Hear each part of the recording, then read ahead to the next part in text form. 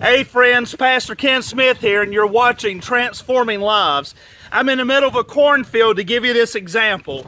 Do you realize when a farmer plants the seeds to have a corn, he does so with faith in his heart? Because when he plants that, depending on how the environment is at the time, depending on what the climate's like, depending on a lot of factors, is if that corn's going to produce a harvest for him. You see, we need to realize this, is that we have to have faith that when we plant the seeds of the gospel of Jesus Christ, that God will give the increase.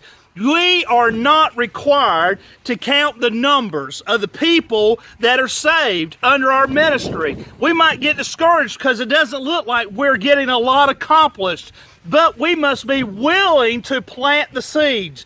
Just like a farmer is willing to plant the seeds because he wants to see the outcome, we must plant the seeds and be patient to allow God to produce the outcome in that ministry.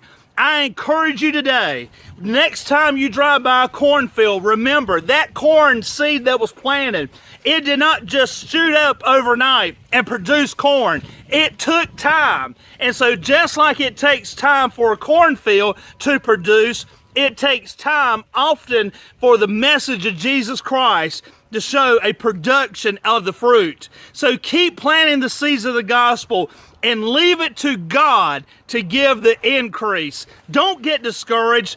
Don't give up, because who knows, tomorrow or even right now today, the person that you have been talking to about Jesus, they might decide to make the eternal decision to let Christ become the ruler of their life. So don't get discouraged. Continue to plant the seeds of the gospel. Ken Smith here in the middle of this cornfield, reminding you to stay faithful in sharing Jesus.